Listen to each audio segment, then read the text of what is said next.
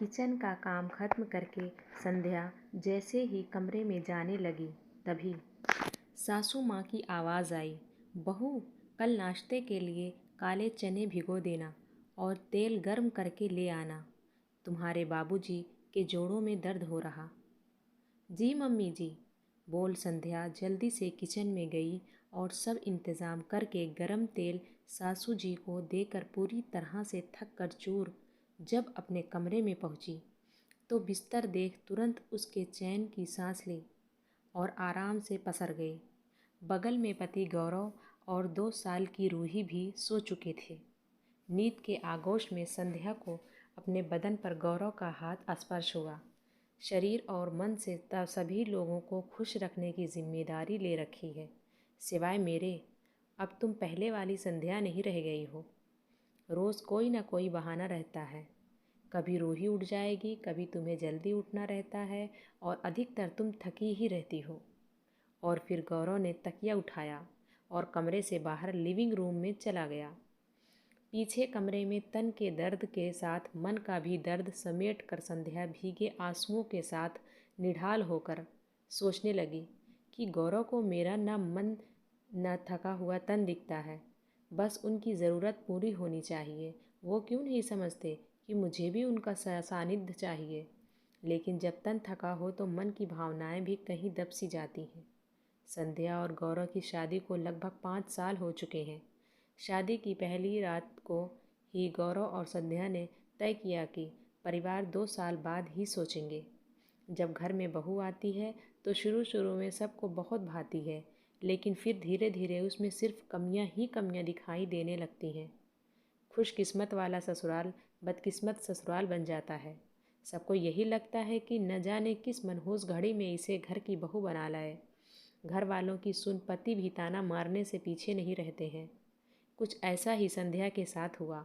सास ने अपना घर अब तुम देखो कहकर संध्या को घर की जिम्मेदारी सौंप कर आराम फरमाने लगी। माँ के साथ काम करने वाली नंदे भी यह कहकर रसोई में नहीं आती, भाभी आपका घर हमने बहुत संभाल लिया, अब आप आ गई हैं तो अपना घर संभालो। यह अलग बात है कि हमेशा उसे यह एहसास ज़रूर कराया जाता है कि उसके मायके में ऐसा होता होगा। यहाँ आपको हमारे हिसाब से रहना है। जब तक रूही नहीं हुई थी संध्या सब काम कर लेती थी, लेकिन रूही के होने के बाद उसकी जिम्मेदारी भी बढ़ गई थी। नंदे कॉलेज से आकर सब फालतू काम करेंगी, लेकिन भाभी की मदद नहीं करेंगी। संध्या रूही की देखभाल करने को कहती तो भाभी बच्चा पालना आपकी जिम्मेदारी है, हमारी नहीं, बोलकर घूमने चली जाती।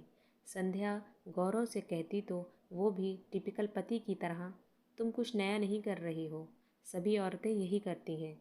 सुबह 5 बजे से उठी संध्या को पता भी नहीं चलता कब रात के 11 बज जाते। सबकी फरमाइश, मेहमानों की आवभगत, सासू जी की भजन मंडली, सखियों और ससुर जी के दोस्तों को चाय नाश्ता, बेटी रूही की शैतानी के पीछे पीछे भागती संध्या बहुत थक जाती और जब गौरव आते तो उसे थकी हारी संध्या मिलती। बहू आज चाय नाश्ता मिलेगा या उपवास करवाओगी? भाभी कॉलेज के लिए लेट हो रहा। मम्मा भूख लगी है, दूध दे दो ना। लेकिन संध्या बेसुध पड़ी थी। इतनी आवाज़ें देने पर भी जब संध्या बाहर नहीं आई और रूही के रोने की आवाज़ सुन गौरव किसी अनहोनी की आशंका से कमरे की तरफ भागा तो देखा संध्या का पूरा बदन जल रहा था और उसे होश भी नहीं था। उसने चिल्लाकर अपनी बहनों को बुलाया और रूही को देखने बोल उसने लेडी डॉक्टर को फ़ोन करके घर बुलाया।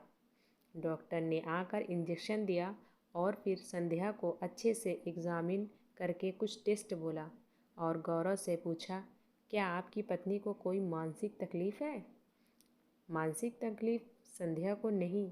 डॉक्टर संध्या को कोई भी मानसिक तकलीफ़ नहीं थी और अगर होती तो अपनी बात को बीच में ही रोक दिया और अपने रात के व्यवहार को याद कर खुद ही शर्मिंदा हो गया।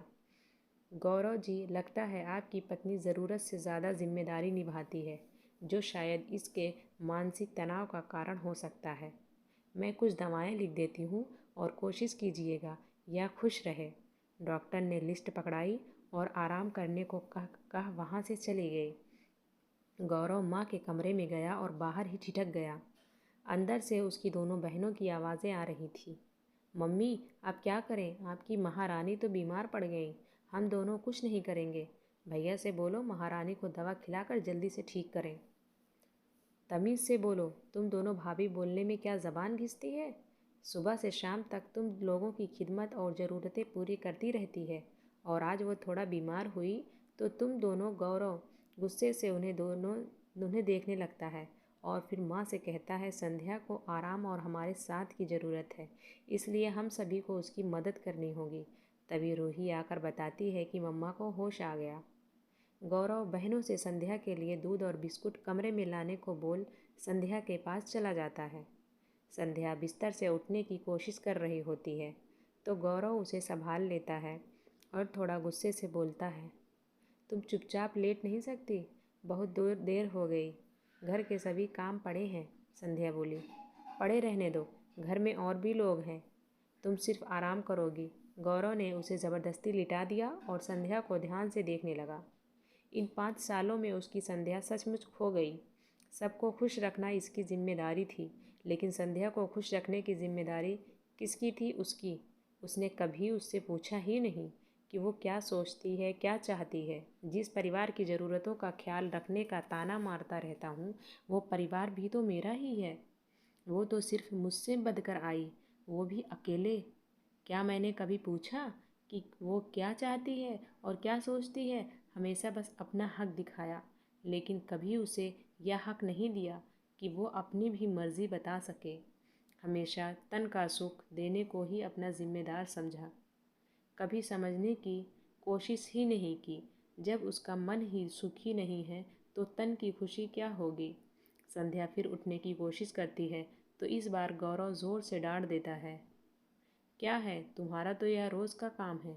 अगर एक दिन नहीं करोगी तो कोई क़यामत नहीं आ जाएगी। आज से तुम घर का काम अकेले नहीं करोगी। यह दोनों जो दिन भर खाली बैठी रहती हैं, आज से घर के कामों में मदद करेंगी।